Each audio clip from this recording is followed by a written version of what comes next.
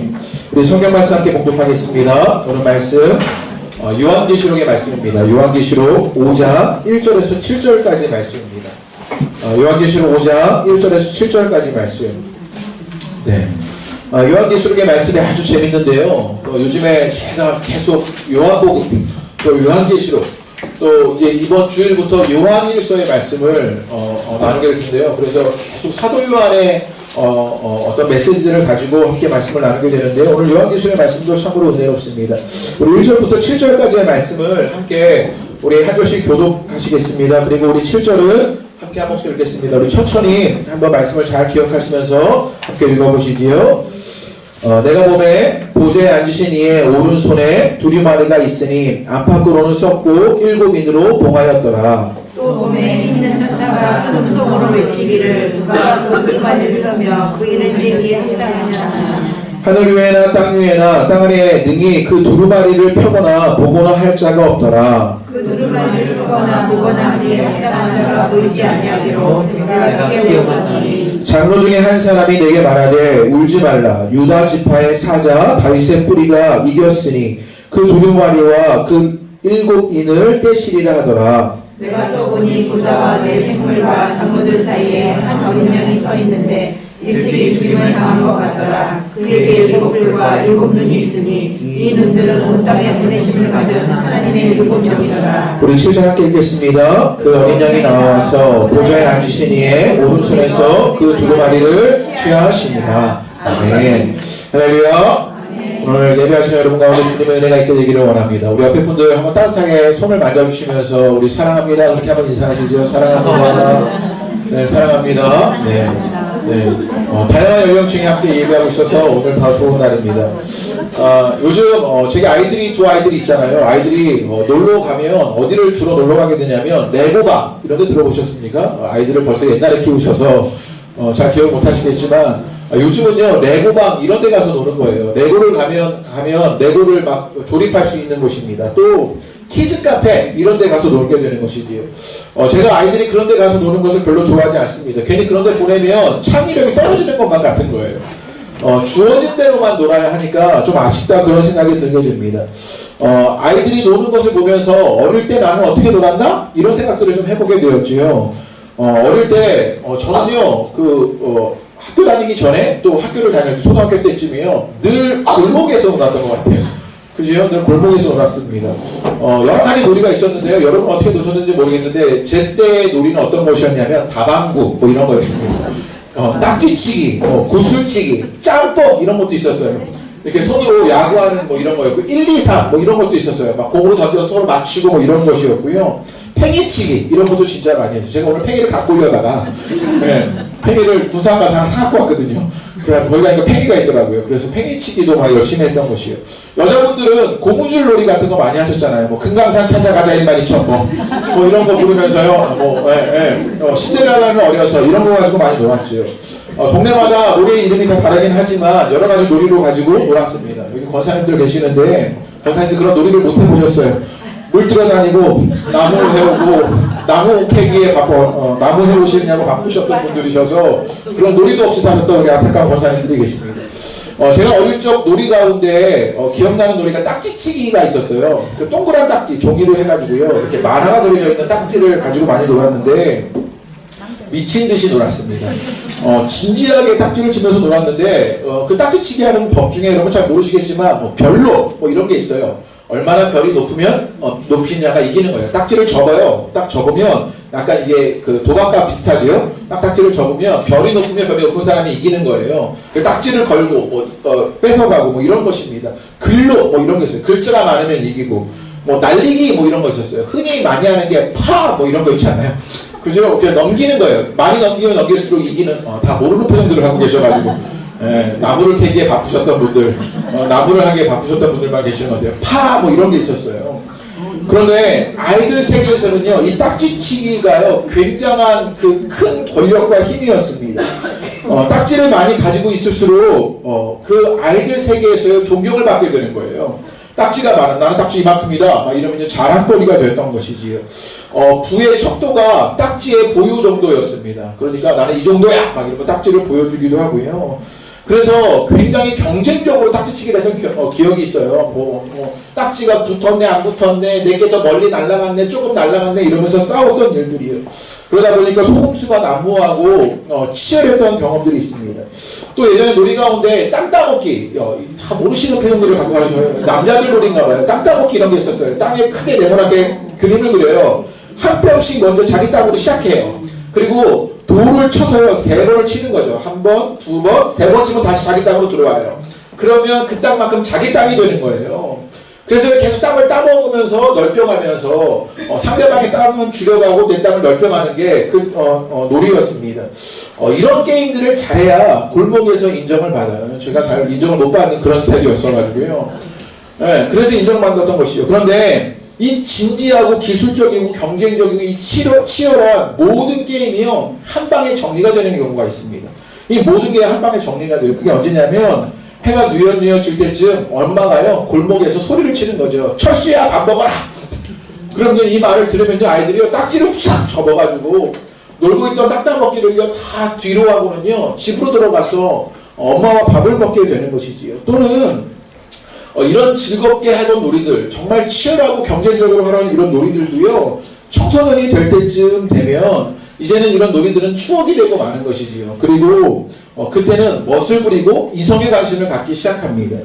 만약에 제가 지금도 딱지를 가지고 있으면서요 집사님들을 만나면 딱지치기를 막 한다고 생각해 보세요. 혹은 제가 막 땅 따먹기를 하면서 이건 내 땅이다라고 밟지도 말라고 제가 막 그런다고 생각해 보십시오. 그러면 저는 현실 감각이 떨어지는 것이지요. 병원에 가야 하는 것입니다. 아직도 그 아이의 때를 벗어나지 못하고 있는 것이지요. 오늘 요한계시록의 말씀이 이렇습니다.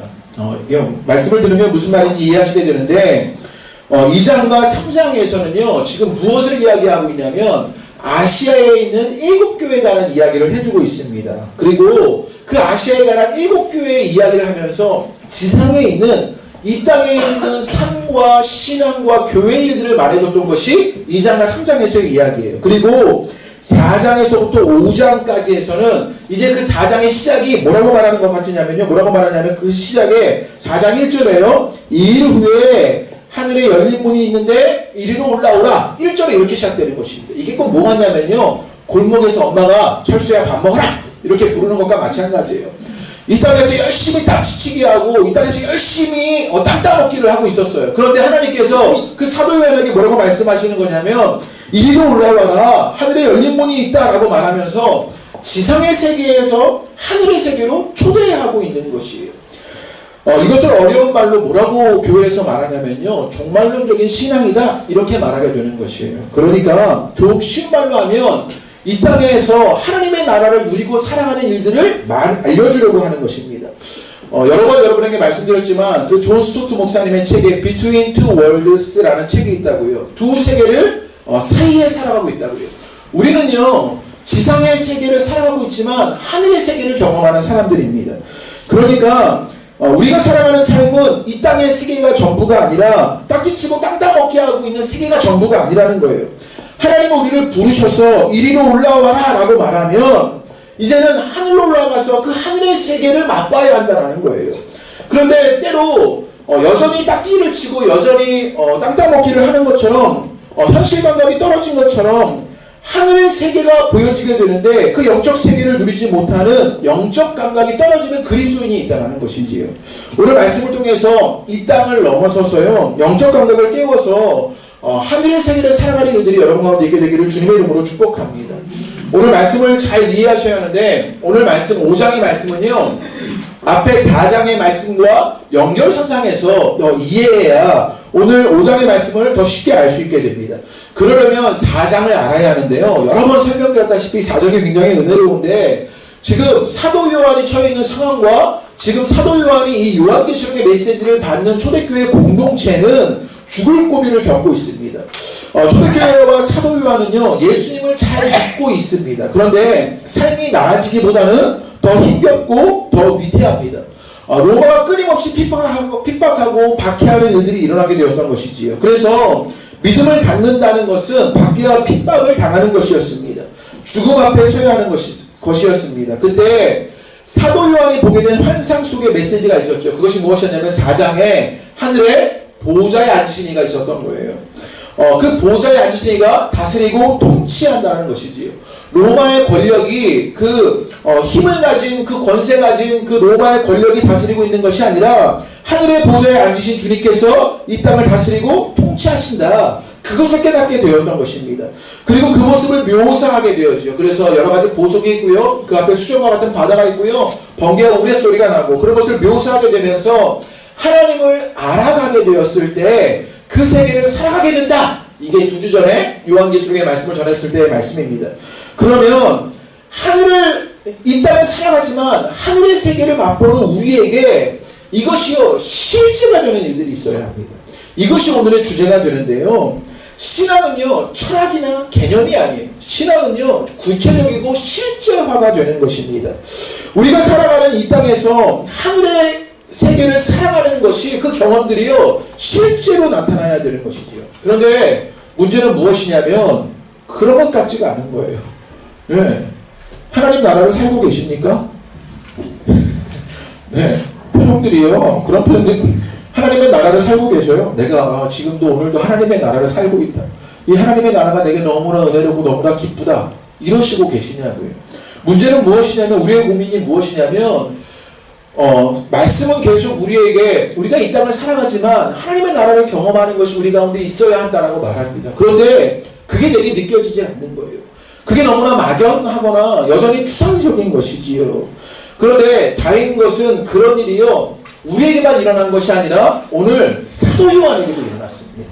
오늘 말씀을 가만히 보면 오늘 사도 요한이 본 환상으로 들어가 그 메시지가 무엇인가를 보면 그것을 알게 되는데 우리 5장 1절의 말씀을 읽어보겠습니다.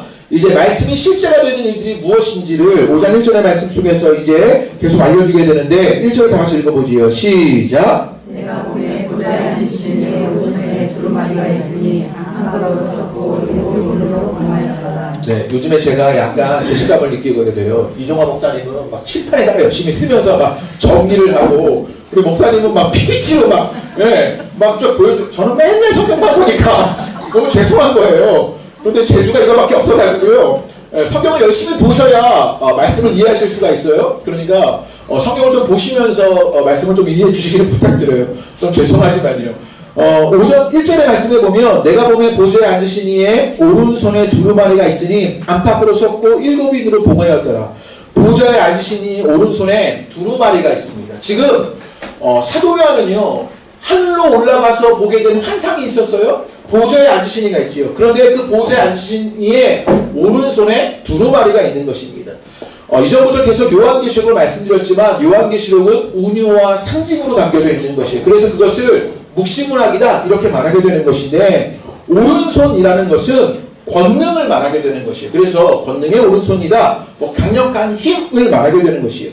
지금 그 주님의 그 절대적인 주권 가운데 무엇이 달려져 있냐면 두루마리가 하나가 있는 것입니다. 그런데 이 두루마리는 무엇이냐면 하나님의 계획과 다스림이 담겨져 있는 것을 말하게 되는 것이에요. 그러니까 이 두루마리로 말미암아 주님의 통치의 일들이 일어나게 되는 것을 알려주게 되는 것이지요. 구약의 요한계시록인 에스겔을 보면 이 두루마리가 무엇을 알려주는지를 알게 되는데 우리 에스겔서 2장 9절에서 10절 말씀 한번 찾아보겠습니다. 에스겔 2장 9절에서 10절 말씀입니다. 구약의 에스겔입니다. 2장 9절에서 10절의 말씀이요. 요한계시록이 어려운 게 있는데요. 왜냐하면 구약의 말씀도 함께 벗삼아서 봐야 하기 때문이에요. 에스겔서 2장 9절에서부터 10절의 말씀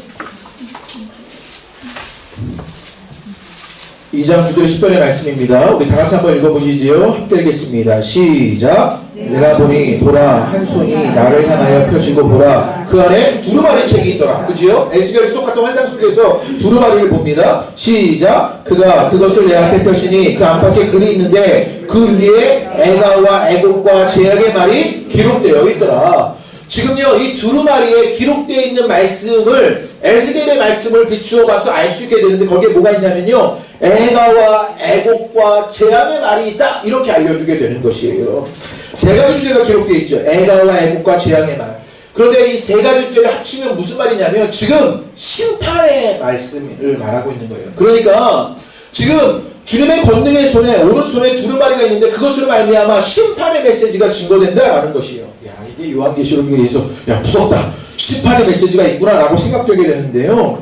여러분, 이걸요 무섭게 여기시면 절대 되지 않습니다. 왜냐하면 이 심판은요 악인에게는요 형벌이 돼요. 그죠? 이 심판으로 말미암아 죄가 이렇게 나타나게 되는 그 죄를 징계하게 되는 형벌을 주어지게 돼요. 그런데 이 심판이요 의인에게는 자유와 해방을 주게 되는 것이에요. 할렐루야 하지 않습니까? 네. 내가 예수 그리스도로 말미암아 의인이 되었다면 이 심판은 우리에게 무엇이 되는 것이에요? 자유와 해방이 되는 것이에요. 어떤 세상에서 올가매었던 그 혐의들이 벗어지게 되는 것이라고요. 그래서 이 심판의 메시지, 주님께서 그 오른손에 그 두루마리를 가지고 계셨습니다. 그러니까 사도 요한이 환상 속에서 보좌 앞에 앉으신 이의 오른손에 두루마리가 있는데 그것은 하나님이 통치하시고 계획하시고 말씀하신 일들, 그래서 이 땅에 자유와 해방을 우리에게 허락하신 일들을 보게 되었다라는 거예요. 얼마나 기대가 됩니까? 감정이입을 하셔야 되는데 아무도 기대를 안 하고 그걸 보면 너무 기대가 되는 것이지요. 그 두루마리를 보자 사도 요한 속에 막 희망이 솟구쳐 오르는 것입니다.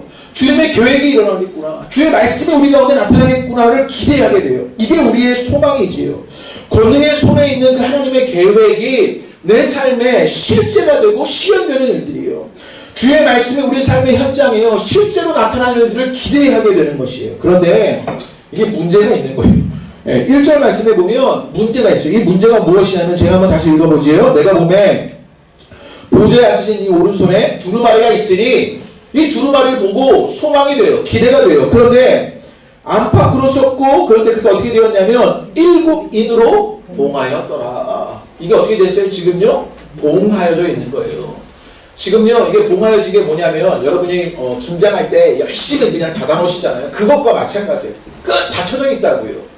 그것이 열려지지 않게 닫혀진 상태를 말하게 되는 것입니다. 그런데 더 큰 문제가 무엇이냐면 그것을 열면 되잖아요. 그런데 2절과 3절 한번 읽어보겠습니다. 시작. 또 보면 주가 그 두루마리를 펴며 그인에게 합당하니 하니 하늘 위에나 땅 위에나 땅 아래 능히 그 두루마리를 펴거나 보거나 할 자가 없더라. 천사가 외쳐요. 힘있는 천사가 외쳐요. 그런데 이거 누가 열 수 있겠냐?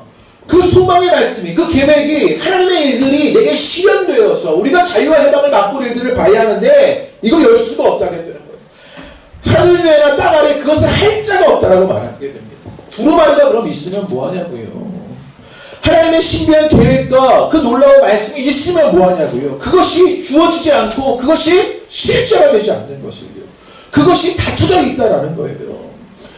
이게 우리 가운데 어떤 의미이기도 하냐면 이게 우리의 형편이기도 한 거예요. 지금 이 땅을 살아가면서 그 하나님의 계획과 말씀이 실제가 되지 못하는 우리의 형편이기도 한 것이지요.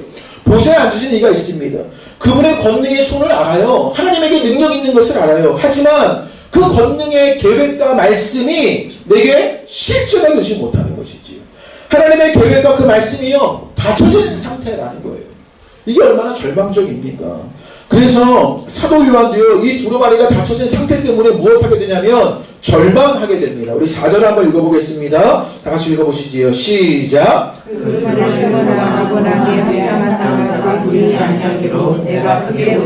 네, 사도 요한이요 그 두루마리를 보고 기대가 있었습니다. 소망이 있었어요. 그런데 어떻게 되었냐면요 그 두루마리를 열 자가 없는 것을 보고요 4절 말씀에 크게 울었다 이렇게 말하게 되는 것이에요.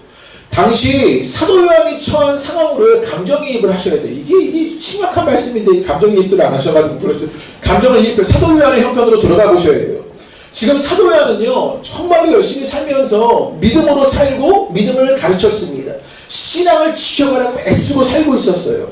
그런데 어떻게 되었냐? 자신은 반모섬에 유배당하게 되는 거예요. 거기서 강제 노역을 하면서 어려움을 당하게 되는 거예요. 그러면서 자신이 사랑하는 교회의 성도들의 소식을 듣게 되는데 어떤 소식이 들리냐면요 다 죽을 고비를 겪고 있다는 거예요. 사람들이 너무 생사의 기로에서 힘겨워한다는 거예요. 오늘 이 집사님이 잡혀갔는데 처형됐다 이런 소식을 듣게 되는 거예요. 여러분 옆에 있는 그분이요 신앙생활하다가 오늘 죽었다 이런 소식을 들어보세요. 무감각하십니다 지금도. 네, 감정이입을 해보셔요. 네, 신앙을 살다가 저분이 죽었다 이래 보셔요. 가슴이 막 무너지시는 것이죠. 우리 교회 청년 유구가 열심히 신앙생활 하는데 그 사람이 어떻게 되었다? 감옥에 갇혔다. 지금 사도 요한이요 그런 얘기를 듣고 있는 거예요. 지금 고문을 받고 있다. 그런 얘기를 듣고 있는 거예요. 그때 지푸라기라도 잡고 싶은 심정이 사도 요한에게 있습니다. 소망이 그런데 사라져버리고 있는 것이에요. 안 그래도 울고 싶은데 뺨 때린 격이지요. 그 두루마리가 있어서 그 두루마리가 소망인 줄 알았더니 그것이 내게 그것을 열자가 없어서 그것이 나타나지 않아요. 닫혀져 있는 상태예요. 그러니까 울고 싶은 사람 뺨 때린 격이 되었어요. 지금 사도 요한이요 크게 울었더니 사도 요한이요 정말 환상 속에서 크게 울고 있는 것입니다. 이게 여러분의 환경과 여건 속에서 잘 적용이 안 되시나 본데요. 이게 예를 들면 이런 거예요. 여러분 가운데 열심히 신앙생활 하시는 분들이 계셔요. 믿음의 길을 가려고 해요. 그런데요 자녀가 대학에 떨어지는 거예요. 네. 계속 병들어 아픈 것이에요. 네. 살아가면 살아갈수록 삶이 나아져야 하는데요 형편이 점점 어려워져요. 내가 믿음으로 살려고 정직하게 살아가는데 점점 어려운 일을 겪어요. 이게 지금 사도 요한의 환상. 그런데 말씀은요 하나님의 계획과 하나님의 뜻이 있다라고 우리에게 알려주는데 실제로 그게 닫혀져 있어버린 거예요. 열려있는 것으로 내게 다가오질 않아요. 그러니까요 그 마음이 절망적이어서 크게 울고 싶은 것이지요. 혹시 여러분 영화 1987을 보셨습니까? 네, 안 보셨네요. 네, 안 보신 분들은 꼭 보시기를 바라요. 이게 굉장히 의미 있는 영화가 되는데 이 영화에 보면 정말 서민들이요 그 군부 독재를 향해서 정말 열심히 싸우는 일들이 일어납니다. 어떤 사람은 감옥에서 그렇게 죄수들을 돌보는 일들이 나오는데 그 일을 하고요. 어떤 사람들은 대학생에서 군부 독재와 싸우고요. 어떤 사람들은 그 삶의 자리에서 또 검사로 그 삶의 자리에서 그 독재인들과 자기의 한 부분을 담당하면서 싸워내는 일들이 있습니다. 버티고요 투쟁하면서 6월의 항쟁을 이루어내죠. 여러분 기억하시잖아요. 그래서 그 6월의 항쟁에요 수많은 사람들이 들고 일어나서 그래서 이제는 대통령을 어떻게 되겠습니까? 직접 선출할 수 있는 일들이요 일어나게. 그게 6.29 선언이 되었잖아요. 그래서 대통령을 직접 뽑을 수 있는 일들이 일어나게 되었습니다. 그래서 민주주의의 희망이 보이는 듯 했어요. 여기까지가 영화가 보여주는 일인데 그런데 그 영화 이후에 실제는 어떻게 되었습니까? 이 6월 항쟁은요 반쪽짜리가 되어버리고 말아요. 왜냐하면 서민들이 그렇게 국민들이 그렇게 그 항쟁을 승리로 이끌었는데 정치권이 분열되어 가지고 이 정치인들이 문제가 많아요. 네. 이제 김영삼과 김대중이요 분열하게 되면서 결국엔 누가 대통령이 돼요? 노태우가 대통령이 되어버리고 말잖아요. 그래서 이 6월 항쟁은 실패한 항쟁이 되어버리고 맙니다. 그런데 당시 연세대 총학생회 회장이었던 지금 우상호 국회의원이 TV에서 이런 이야기를 하는 걸 들었어요. 자신이 그 6월 항쟁 때문에 감옥에 가게 되었고 8개월 만에 다시 돌아오게 되었는데 돌아와 보니까 이 6월 항쟁이 실패한 항쟁이 되어버리고 만 거예요. 그랬더니 자신과 함께 생사고락을 함께하면서 함께했던 그 모든 사람이요 다 와해되어버린 거예요. 조직이 와해되었고 그 사람들을 찾아가서 보면 서로를 탓하고 있다는 거예요. 서로를 탓하게 되었고 지금 그 사람은요 그 사람들이 전부 다 무기력함에 빠져있다는 거예요. 우리는 그렇게 열심히 싸웠고 생명 걸었는데 결국에 실패하고 말았다. 그래서 다 무기력해져 버렸다는 거예요. 그 좌절감을요 이루 말할 수가 없더라 이런 이야기를 하는 걸 들었습니다. 그 유시민 아저씨도요 그런 이야기를 하게 되었는데 자기 인생 가운데 정말 절망적인 순간이 몇 번 있었는데 그 6월 항쟁 이후에 그 선거에서 패배한 것이었다 이렇게 말하게 되는 것이요. 지금요 사도 요한이 걷고 있는 심정이 아마 그런 심정이었을 것 같아요. 뭔가 새로운 세계를 꿈꿨습니다. 하나님의 세계가 우리 가운데 이루어지는 것을 기대하게 되었어요. 그런데 그것을 열 자가 없는 거예요. 절망적이고 좌절하고 무기력하고요 무너질 수밖에 없는 것이에요. 그래서 사도 요한이요 크게 울었더니 라고 말하게 되는 것이에요. 어차피 이 형편이 오늘 여기에 계신 누군가의 형편이기도 합니다. 주님이 아니고는 답이 없는 것만 같습니다. 사망의 우겨쌈을 당합니다. 그래서 주님만을 바라보는데 말씀의 일들이 내게 일어나는 것 같지 않은 것이에요.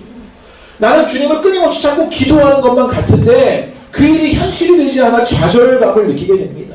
그래서 정말 쿡 찌르면요 크게 울고만 싶은 심정인 거예요. 쿡 찌르면 눈물이 막 절로 나고 싶은 그런 마음이 우리 가운데 드러나는 것입니다. 그런데 이 말씀이 여기서 끝나게 되는 것이 아니라 그때 아주 놀라운 일들이 일어나기 시작합니다. 우리 5절 말씀 한번 읽어보겠습니다. 5절 말씀 우리 다같이 읽으시대요. 어떻게 읽으시죠? 울지 말라를 크게 읽으셔요. 네, 다같이 읽겠습니다. 시작. 하나님이 내게 말하되 울지 말라. 유다의 지파의 사자 다윗의 뿌리가 이겼으니 그 두루마리와 그 7인을 떼시리라 하더라. 아멘. 여러분 이게 진짜 아멘해야 할 말씀입니다. 이 말씀이 얼마나 은혜가 되는지 모릅니다. 장로 중에 한 사람이 내게 말하되 뭐라고 말했냐면 울지 말아라 이렇게 말합니다. 그 좌절 속에 그 절망 속에 그 무기력감에 빠져있는 그때에 울지 말라라고 말해요. 저는 이 5절의 말씀이 굉장히 은혜로운 지점이 제게 있었는데 말씀을 묵상하는 가운데 이 5절이 제게 또 어떤 은혜가 되었냐면 4장에서 이 장로는 누구를 말하는 것입니까? 보호자에 둘러싼 24장로가 있었잖아요. 그죠? 이 24장로는 뭐라고요? 12지파와 12사도를 말하게 되는 것. 신약과 구약의 모든 그리스도인 교회를 말하게 되는 것입니다. 그런데 그 교회 장로 중에 한 사람이 지금 사도 요한에게 뭐라고 말하는 것이에요? 울지 말아라 이렇게 말했다는 거예요. 누가 말하고 있는 것입니까? 교회가 그리스도인이요 그 절망과 무기력과 좌절 가운데 있는 사람에게 울지 말아라 이렇게 이야기합니다. 그 닫혀진 것이 열려질 것이라고 알려주게 되었다는 것이에요. 여러분 이게 우리가 해야 할 일입니다. 교회는요 성도는요 그리스도인은요 그 울지 말라의 메시지를 전하는 사람들이에요. 그 울지 말라의 메시지로 눈물을 닦아주고 그 닫혀진 말씀이 열려지게 될 것이라는 소망의 말씀을 전하는 사람들이라고요. 이게 얼마나 놀라운 은혜의 소식입니까? 그래서요 교회로부터 성도로부터 이 소망의 소식을 들으셔야 하는 거예요. 오늘 교회에 나오면 이 소망의 소식이 들려져야 하는 것이에요. 그것은 닫혀지는 것이 아니라 그것이 열려질 것이다. 그러니 울지 말아라 라고 말하는 이 소망의 소식이요 교회 안에서 성도를 통해서 들려지게 되는 것이에요. 우리 문화 공동체를 통해서 그 일이 일어나게 되기를 주님의 이름으로 축복합니다. 그래서요 교회가 중요하고요 그래서 목장이 중요해요. 내가 교회 안에 있고 목장 안에 있어야 그 소망의 소식을요 교회를 통해서 듣게 되는 거예요. 성도를 통해서 듣게 되는 일들이 일어나게 되는 것이에요. 우리의 삶은 크게 울 수밖에 없는데 교회 공동체를 통해서 이 소망의 소식을 듣게 되는 것이에요. 그 은혜의 일들이 여러분 가운데 있게 되기를 바랍니다. 그리고 그 소식이 여러분을 통해서 여러분 말하여지게 되기를 주님의 이름으로 축복합니다. 그렇다면 그 소망의 소식이 무엇인가 이것을 봐야 하는데요. 우리 5절 말씀을 읽어보면 제가 다시 한번 읽어보겠습니다. 장로 중에 한 사람이 내게 말하되 울지 말라. 유다 지파의 사자 다윗의 뿌리가 이겼으니 그 두루마리와 그 7인을 떼시리라 하더라. 유다 지파의 사자 다윗의 뿌리 누구를 말합니까? 네, 예수 그리스도를 말합니다. 그 예수 그리스도를 통하여서 그 예수님이요 그 봉하여진 것을요 떼버리신다고요. 그 닫혀진 말씀이 그 하나님의 계획이 다 닫혀져 버려서 나는 무기력하고 좌절감에 빠지며 절망하고 있을 때 예수님께서 그것을 여심으로 예수를 통해서 그것이 무엇이 되냐 실제가 되는 일들이 일어나게 되더라고요. 여러분 가운데 그것을 경험하게 되기를 주님의 이름으로 축복합니다. 그래서 7절 말씀에 뭐라고 말하냐 우리 다 같이 한번 읽어보겠습니다. 시작. 그 어린 양이 나와서 보좌에 앉으신 이의 오른손에서 두루마리를 취하시니 그 어린 양 누구를 말하는 것입니까? 예수님을 말하는 것이에요. 나와서 그 두루마리를 취하십니다. 그리고 6절부터 보면 그 7인의 하나하나씩을 떼게 되는 이야기가 등장하게 되는 6장부터 보면 그것을 하나하나 떼시는 이야기가 요한계시록의 말씀에 등장하게 돼요. 그러니까 지금 그 어린 양 예수 그리스도로 말미암아 그 닫혀진 하나님의 계획 그 닫혀진 하나님의 말씀이요 실제가 되도록 열어가시는 일을 예수님께서 하신다는 것이요. 여러분들도 이것이 믿어지게 되기를 주님의 이름으로 축복합니다. 무엇이 그 예수 그리스도께서 그 계획과 말씀을 실제로 이루시는 분이 되어지게 된다고요. 그러므로 여러분에게 무기력하지 말아라, 절망하지 말아라, 좌절하지 말아라, 울지 말아라 말씀하여 주시는 것입니다. 예수 그리스도께서 그것을 이루어 가신다고요. 그것을 믿는 여러분 되시기를 주님의 이름으로 축복합니다. 그러면 그분이 누구시기에 그 일들이 이루어지게 되느냐 이것을 간략하게 6절에 말하고 있는데요. 우리 6절을 한번 읽어보겠습니다. 다 같이 읽어보시지요. 시작. 내가 보니 보좌와 내 생물과 장로들 사이에 한 어린 양이 서 있는데 일찍이 죽음을 당한 것 같더라. 그에게 7뿔과 7눈이 있으니 이 눈들은 온 땅에 보내심을 받은 하나님의 7 영이더라. 지금 여기 어린 양을 묘사하고 있습니다. 그런데 어린 양을 묘사하면서 7뿔과 7눈이 있대요. 그러면 또 이 괴물이다. 계시록의 어떤 이미지 때문에 그런 것을 상상하게 되는데 절대 그렇지 않아요. 이 일곱 뿔이라는 것은요, 이 일곱이라는 것은요, 완전 숫자를 말하게 되는 것이에요. 여러 번 말씀드렸죠. 요한계시록에서 굉장히 중요한 숫자가 이 일곱이라는 숫자고 주제이기도 합니다. 그래서요, 요한계시록에 보면 그 뒤에 이제 6장부터 일곱인, 일곱 나팔, 일곱 대적 이렇게 나오면서요, 주님이 통치하고 다스릴 일들을요 말해주고 있는 것이에요. 그 일곱이 나서. 그런데 일곱 뿔이에요. 뿔은 뭘 상징하냐면 소 중에서요 이렇게 뿔이 이렇게 멋있게 난 그런 소들은 어떤 소예요? 황소 중에 어떤 소가 이렇게 뿔이 멋지게 났어요. 비리비리하고 약한 소들은요 뿔이 이렇게 약해 없어요. 이렇게 나다 그런 소들은요 이렇게 뒤에 이렇게 찌그러져 있는데 뿔이 막 멋지게 난 이 소들은요 힘을 상징하게 되는 거예요. 그러니까 지금 일곱 뿔이라고 말하는 것은요 완전한 힘을 상징하고 있는 겁니다. 그 주님이 두루마리를 펴시는데 그 어린 양은요 일곱 뿔을 완전한 힘을 완전한 권세와 능력을 가지신 분이다 라고 말하게 되는 것이에요. 그리고 일곱 눈은요 일곱은 마찬가지의 숫자고요. 눈이라는 것은 지식이나 통찰을 말하는 것입니다. 그러니까 이 주님이요 완전한 지식과 완전한 통찰을 가지고 계신 분이에요. 그분은 권능과 권세를 가지신 그리고 완전한 지식과 통찰을 가지신 그 분이 그 전지전능하신 그 예수 그리스도가 그 일을 이루시게 되었다는 거예요. 여러분 가운데 이것이 깨달아지게 되기를 바랍니다. 그 예수 그리스도를 말미암아 그 일곱인이 떼어지게 되는 것이요. 이제부터가 여지껏 중요한 것이 아니었냐가 아니고요. 이제부터 더 중요한 것인데요. 이 일이 어떻게 이루어지느냐 이게 중요합니다.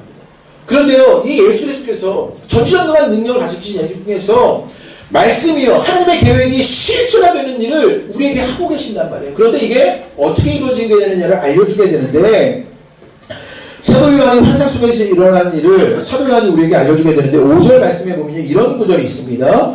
우리 한번 읽어보시지요. 시작. 장로 중에 한 사람이 내게 말하되 여기까지만 읽어보시지요. 지금요 사도 요한은요 장로들을 통하여서 교회에게 메시지를 지금 듣고 있는 것이에요. 오감 중에서 우리의 감각이 5개가 있는데 그 감각 중에서 무엇을 통해서 듣고 있냐면 귀를 통해서 듣고 있는 것이에요. 우리도 흔히 말씀을 어떻게 하고 계셔요? 지금 듣고 계시잖아요. 주의 말씀이 우리 가운데 들려지는 일들을 경험하고 있다는 거예요. 그런데 지금 들려진 말씀이 있습니다. 지금 사도 요한은요 그 예수 그리스도로 말미암아 일어나는 그 일들을요 듣고 있었어요. 그런데 6절에서 어떤 일들이 일어나게 되느냐? 우리 6절 한번 읽어보겠습니다. 그 시작입니다. 시작. 여기까지만 읽어보죠. 뭐라고 그러냐면 내가 또 뭐라고요? 보니 라고 얘기해줘요. 지금요 5절에서는요 뭐 했어요? 사도 요한이 들었어요. 그런데 6절에서는 어떻게 되었어요? 보게 되었다고요. 야, 이게 놀라운 은혜의 말씀이 아닙니까? 하나님의 계획과 하나님의 말씀이 있습니다. 이 땅을 다스리고 통치하신 일들이 일어나게 돼요. 그런데 지금 사도 요한에게 어떤 일이 일어나게 되었냐면 이제는요 사도 요한에게 들려진 말씀이 있었어요. 그 말씀을요 듣고 있었어요. 하나님의 계획을 듣게 되었습니다. 그런데 그것이 어떻게 되었어요? 6절에서 보게 되었다고요. 지금요 사도 요한은요 그 어린 양으로 말미암아 그 예수 그리스도로 말미암아 들었던 말씀을 보게 되는 일들이 일어나게 되는 것이에요. 여러분 가운데 일들이 있게 되기를 주님의 이름으로 축복합니다. 그러면서 초대교회 성도들에게 이것이 메시지가 되는 것이에요. 지금의 초대교회 성도들은요 그 구약의 말씀을 또 예수 그리스도 이야기를 열심히 듣고 살았습니다. 그런데 이제 너희에게 그 일이 어떻게 되는 것이냐? 보게 될 것이다 라고 말하게 되는 것이에요. 지금 죽음 앞에 서 있어요. 이 사람들은요. 지금 이 사람들은요 정말 무기력하고 좌절하고 절망할 수밖에 없어요. 그런데 내게 들려진 말씀이 있었어요. 그런데 예수 그리스도로 말미암아 그 말씀은 어떻게 되느냐? 실제로 보게 될 것이라고 말하게 되는 것이요. 여러분 가운데 일들이 일어나게 되기를 주님의 이름으로 축복합니다. 들었던 말씀이요 이제는 보이는 실제가 된다. 누구를 통해서? 예수 그리스도를 통해서요. 우리 가운데 이것이 믿겨지게 되기를 주님의 이름으로 축복합니다. 그래서 히브리서 11장 1절의 말씀에 보면요 믿음은 바라는 것들의 실상이요 보이지 않는 것들의 증거다 이렇게 말하게 되는 것이에요. 예수 그리스도를 믿으면 듣는 것이 어떻게 돼요? 보여지게 된다고요. 들었던 말씀이 실상이 되고 실제가 되는 일들이 일어나게 된다고요. 여러분 가운데 이 일이 예수를 통해서 일어나게 되기를 바랍니다. 또 우리가 중요한 개념들이 변화되는 것을 5절과 6절 사이에서 보여주게 되는데 예수 그리스도께서 보여주시는 방식이 있습니다. 지금 장로들이 알려주게 되는 예수 그리스도의 이미지는 무엇이었냐면요. 우리 5절 말씀을 다시 한번 읽어볼게요. 5절 다시 한번 읽어봅니다. 시작. 울지 말라. 유다 지파의 사자 다윗의 뿌리가 이겼으니 그 두루마리와 7인을 떼시리라 하더라. 지금요, 교회를 통해서, 장로들을 통해서 지금 사도 요한이 듣게 된 메시지가 있었어요. 그 7인을 떼시는 분이 있어요. 그것을 열어가는 분이 있어요. 그런데 이미지를 쓰고 있잖아요. 어떤 이미지를 쓰고 있냐면, 뭐라고 말해요? 유다 지파의 사자 다윗의 뿌리가 이겼다. 이렇게 말하고 있어요. 지금요, 유다 지파의 사자 다윗의 뿌리, 이스라엘 역사 가운데 가장 뛰어난 왕이 누굽니까? 다윗입니다. 이 다윗은 정말 장수였어요. 왕으로 시작되는 그 일부터 골리앗을 넘어뜨리고 수많은 족속과 싸움을 해서 이기는 사람이 이 다윗이었습니다. 그 다윗의 뿌리라고 말해요. 그러면서 어떤 이미지를 가지고 있냐면 유대 지파의 사자라고 말해요. 사자의 이미지를 갖고 있어요. 지금 이 말씀을요, 초대교회 성도들의 상황 속에서 이해하는데, 지금 초대교회 성도들은요, 로마의 권력이 막강해서 그것을요, 뒤집지를 못해요. 그래서 사람들은 무엇을 기대하게 되느냐? 더 강력한 힘, 더 강력한 능력을 기대하게 됩니다. 그래서요, 교회는 무엇을 말했냐면, 유대 지파의 사자 다윗의 뿌리가 이기는 그 그림을 기대하게 되었어요. 그런데 그것을 듣게 되었던 일이 있었는데, 그게 실제가 일어나는 일들은 어떻게 일어나게 되었냐? 우리 6절의 말씀 한번 읽어보겠습니다. 우리 본문 6절의 말씀. 지금요, 그 이미지가요, 뒤엎어져요. 우리 6절의 말씀을 다 같이 한번 읽어보시지요. 시작. 내가 또 보니 보좌와 내 생물과 장로 사이에 한 어린 양이 서 있는데 일찍이 죽임을 당한 것 같더라. 유다 지파의 사자 다윗의 뿌리가 이기었다 말했어요. 로마 권력 아래에서 핍박당하고 어려워하던 성도들은요, 무엇을 기대했냐? 막강한 힘, 능력, 그것으로 그 로마의 권력을 뒤집어 엎을 것을 기대하게 되었어요. 그런데 6절의 말씀에 보니 실제로 우리 가운데 다가오신 그 예수님의 방식은 무엇이었냐면요, 죽임을 당한 어린 양이었다. 이렇게 말하게 되는 것입니다. 사람들은요, 힘과 능력의 군대 사자의 이미지를 기대하고 있었습니다. 그런데 실제로 그들이 만났던 것은 죽임당한 어린 양이었던 것을 보게 되는 것이에요. 이게 예수님의 말씀과 하나님의 계획을 이루시는 방식이 되는 것이에요.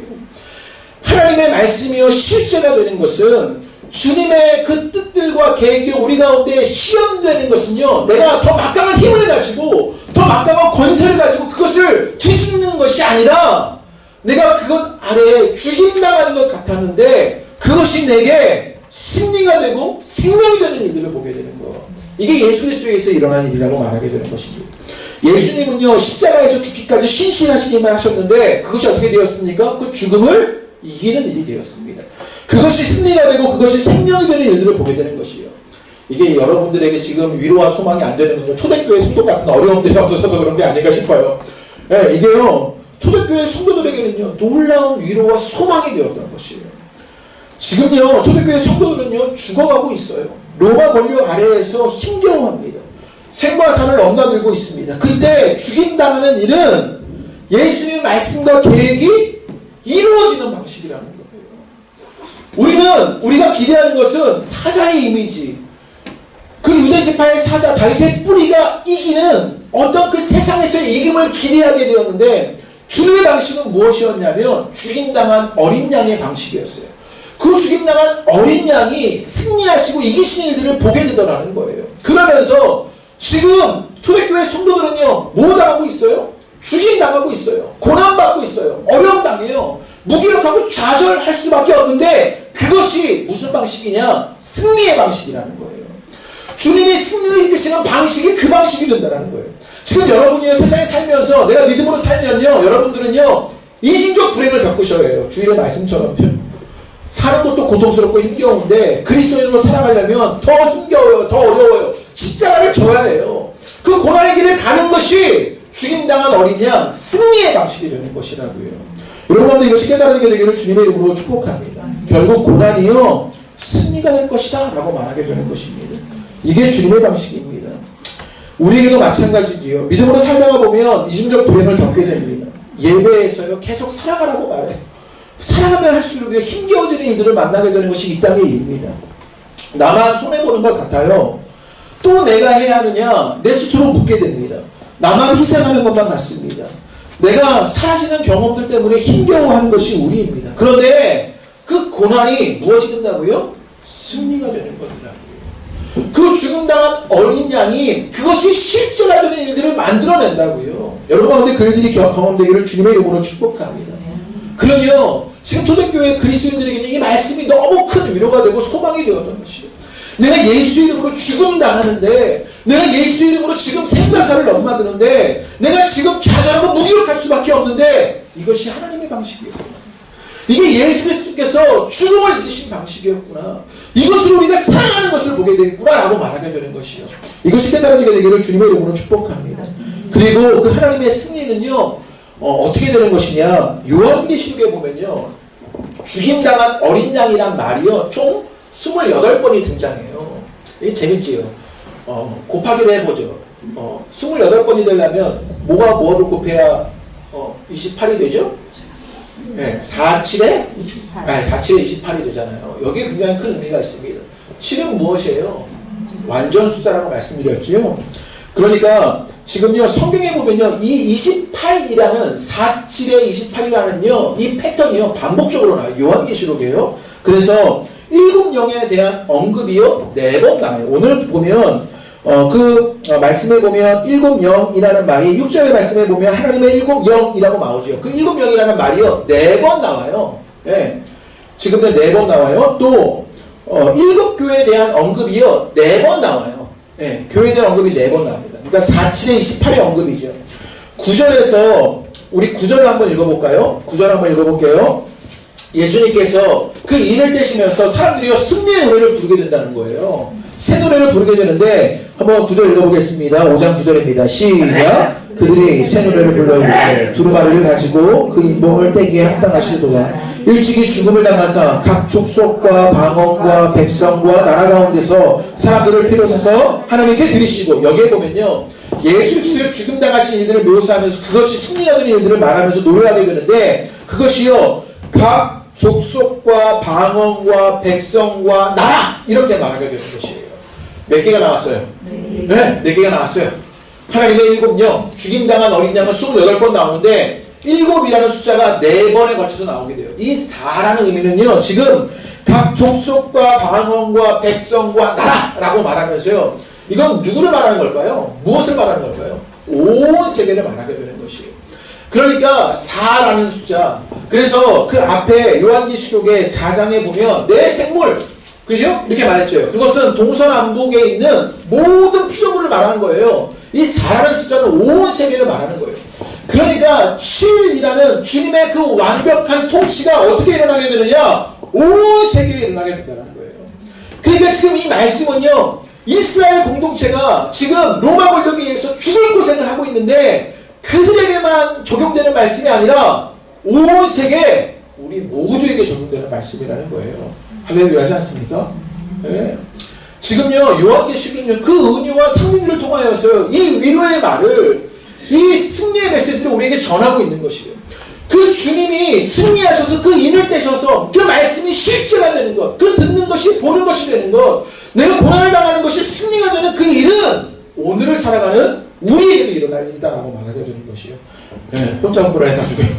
네? 이게 우리에게도 일어날 일이라고 말하게 되는 것이에요. 여러분 가운데 이것이 믿어지게 되기를 주님의 이름으로 축복합니다.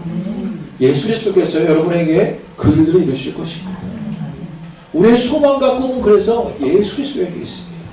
그 주님으로 말미암아 내가 이 땅에서 좌절하고 무기력하고 절망하며 살아갈 수밖에 없는데 주님 우리를 승리로 이끌어 주신다는 거예요. 듣는 것이 복이 되어지고요, 내가 내 받는 고난이 승리가 되어지고요, 오늘 그 일이 내게도 이루어진다라고 말씀하는 것이 오늘 요한계시록의 메시지입니다. 그것이 여러분 가운데 경험되기를 주님의 이름으로 축복합니다. 그래서 이제 그 말씀이 실제가 되는 일이에요. 막연하고 추상적인 것이 아닙니다. 그것은 내 삶에 실제로 이루어질 것이고 그 종말론적인 역사가 내 안에 경험되는 것, 그것이 오늘을 살아가는 우리에게 일어날 일이다 라고 말하게 되는 것입니다. 우리 가운데 그 은혜를 있게 되기를 주님의 이름으로 축복합니다. 우리 함께 찬양하시지요. 우리 보좌 앞에 모였네. 함께 찬양하겠습니다. 이 찬양을 잘 보시면 그 구원